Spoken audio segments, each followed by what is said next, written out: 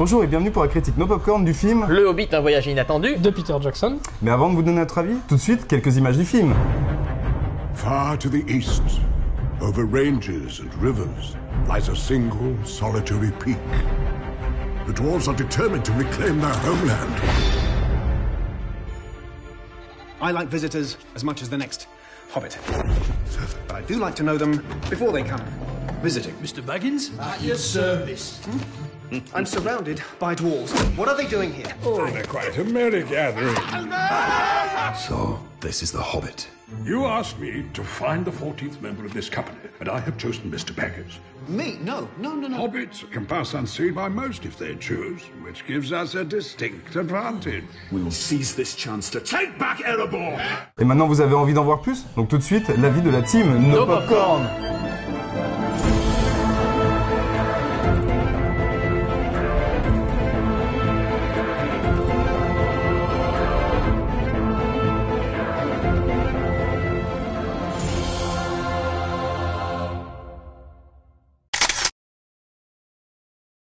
Après 10 ans d'attente, je peux vous avouer que je suis aux anges. Retrouver la comté réalisée par le maître Peter Jackson.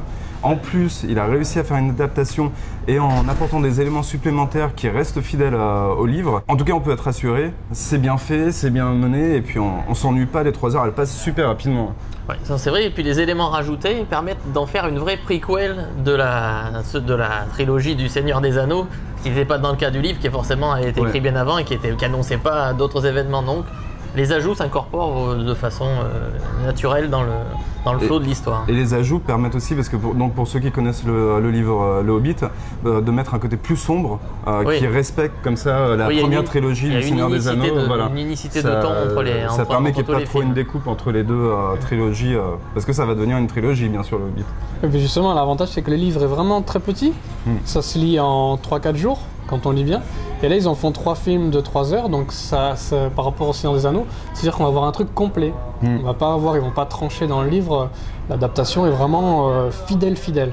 Ouais. Donc, juste pour ceux qui connaissent pas l'histoire, là, on n'est pas à la recherche de l'anneau pour le détruire. Là, c'est différent. C'est Bilbo, le Hobbit, donc il part à une quête avec des nains, avec 13 nains, pour qu'ils partent à la reconquête en fait de leur royaume. Ouais, je vais en profiter pour glisser le seul bémol que vous entendrez, parce que mes deux compères sont extatiques. Je dirais quand même le seul bémol que j'apporte, c'est que justement l'enjeu du film, l'enjeu des deux films, l'enjeu de la première trilogie où le sort entier des terres du milieu était lié à la destruction de l'anneau et l'anneau avait une influence vraiment corruptrice sur les hobbits qui avait quand même qui était attaqué comme par une maladie. Là la quête est beaucoup plus anecdotique entre guillemets par rapport à l'histoire générale et la motivation de Bilbo comparée à celle de Frodon est moins puissante. C'est le seul bémol que je mettrais, mais c'est lié aussi au matériel, donc bon. Non, mais effectivement, ce qui passe inaperçu dans le monde.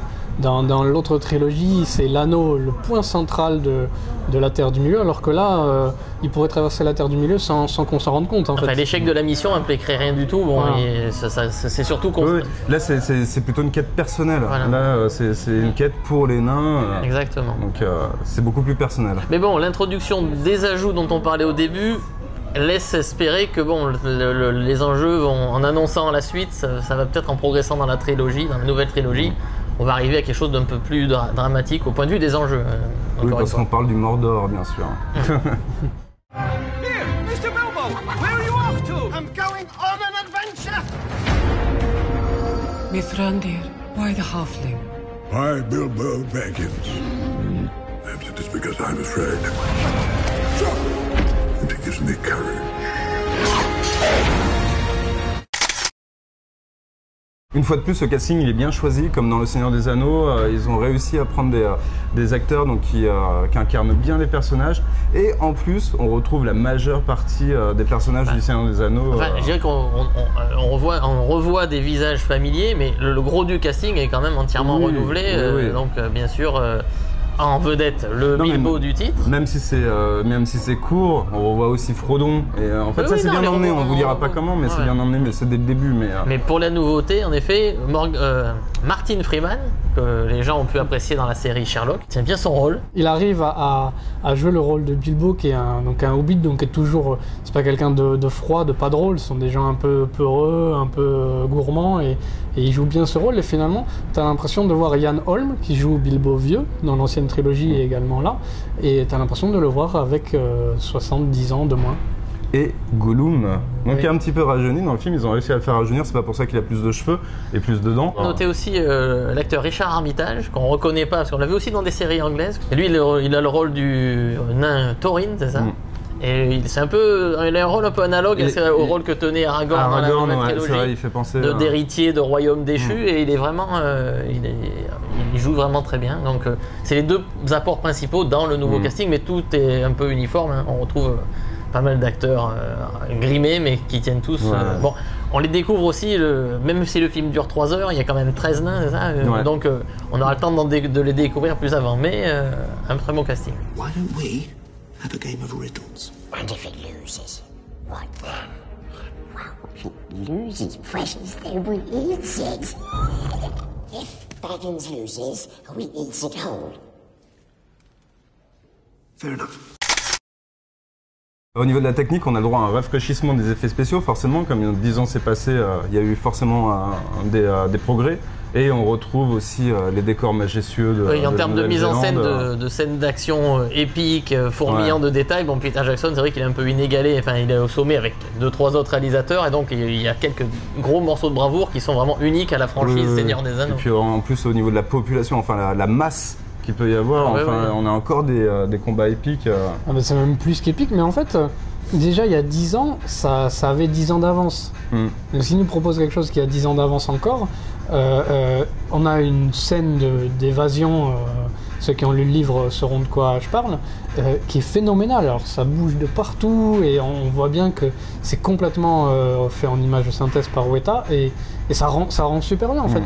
Et si tu ajoutes ça aux paysages qui sont magnifiques, mais alors vraiment, la Nouvelle-Zélande, c'est sûrement un des plus beaux pays au monde, parce que sur un tout petit bout de terre Après comme la ça, France, bien entendu. après la France bien sûr, hein. Donc la Nouvelle-Zélande, il y a des paysages magnifiques, et ça rend quelque chose de super, et on a l'impression, avec cette 3D profonde, de rentrer dans Terre du Milieu cette fois. Justement, je voulais parler de la 3D, elle est quand même super agréable. Même au bout de 3 heures, elle donne pas mal à la tête. En tout cas, moi, elle est très bien passée. Elle n'est pas forcément exploitée à fond au niveau de l'intrusif, mais au niveau de la vision, on voit quand même bien des effets de profondeur, et c'est super agréable. C'est vrai que quand on se balade dans les paysages avec cette belle 3D, et ce qui est maîtrisé aussi, c'est les incrustations. Quand on voit Gandalf au milieu des nains, avec surtout un plan séquence dans le trou du Hobbit. J'ai beaucoup aimé le design des créatures, particulièrement répugnantes, que ce soit, bon, on a parlé du Gollum rajeuni, mais qui est toujours aussi veule, le Goblin King avec son goitre, et j'ai trouvé excellent le Pale Orc, qui me semble pour moi être un hommage à Guillermo del Toro, qui a beaucoup travaillé sur le film, s'il devait le réaliser, parce qu'on retrouve un design vraiment très familier du réalisateur mexicain qu'on adore. Mélangé un petit peu à Kratos aussi de God of War. Oui, aussi, En tout cas, il fait peur. S'il y a quand même un élément essentiel dans Bilbo, c'est le dragon. Et le dragon, on le voit pas. Non, mais on voit des morceaux. Ouais. Donc ce qui est bien, c'est que dès le départ, il va pas nous dévoiler l'issue en fait, et le grand méchant, ça va être le grand méchant. Mais on le voit assez quand même pour le premier épisode. On le voit, mais jamais complètement. On l'entreaperçoit.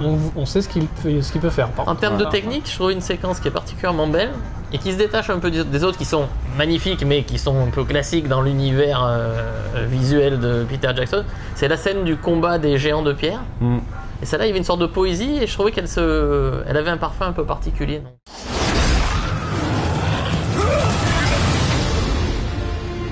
I will take each and every one of these dwarves over the mightiest army. Loyalty, honor, a willing heart. I can ask no more than that. C'est pas tout, mais maintenant, il faut quand même passer à la conclusion. Les fans absolus comme Mantfresh et Yann Chasp penseront que c'est la seconde venue du Messie. Les critiques aigris diront « Ah, c'était mieux avant ». Mais l'ensemble du public, pour reprendre la formule la plus célèbre, ne boudra pas son plaisir. Donc je lui mets 9 sur 10.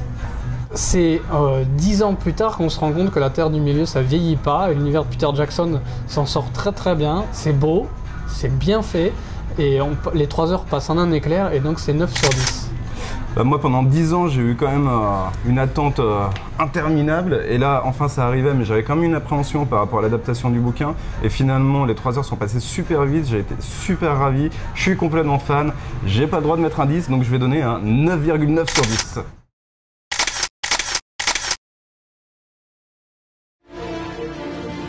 Home is now behind you. The world is ahead.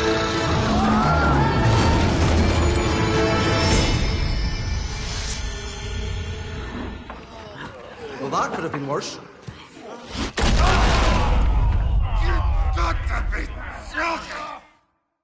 À bientôt et n'oubliez pas de nous retrouver sur Twitter, Facebook et YouTube, et Dailymotion. Oh là, on est partout, mais surtout sur nopopcorn.fr.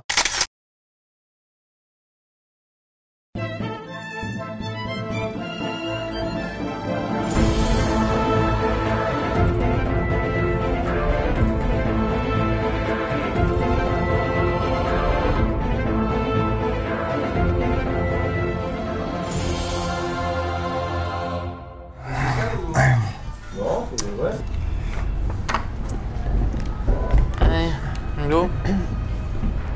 C'est bon? C'est bon. C'est bon. C'est bon. Ah, qu'est-ce qu'on C'est fait bon là? ou c'est pas bon? Voilà. C'est bon. Ah oui, attends. C'est bon. Ouais. C'est Allô? bon. Allô. Retrouvez enfin la comté, réalisé par le maître Peter Jackson. Donc, commence-toi. C'est sur le scénario. Le problème, c'est je qu'il peux faut briller sur le continuer. scénario. En C'est plus, le scénario. un plan séquence dans le trou du Hobbit. Oui, les jeux sur les perspectives. Ouais, le trou du Hobbit. Non, mais brillant. c'est comme ça. hein. Ouais, C'est le petit trou du Hobbit. Non. Il s'appelle cul-de-sac d'ailleurs. Ouais. Ouais.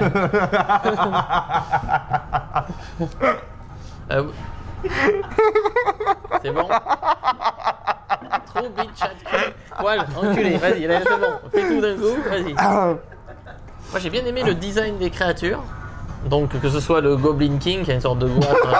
Mais c'est vrai. Voilà. À bientôt et n'oubliez pas de nous retrouver sur Twitter. Facebook. Et après faut tourner. Faut tourner, faut dire, YouTube. oui. À bientôt et n'oubliez pas de nous retrouver sur Twitter. Facebook. YouTube. La Faut que t'enlèves. Mais faut que tu passes devant. Oui, ouais, faut que tu passes Ah, devant ok. en fait, ouais. Twitter. Facebook. YouTube. Tu passes devant. Allez. Mais faut que tu retires. Faut Mais que tu non. te retires. Sinon, moi j'ai l'air con.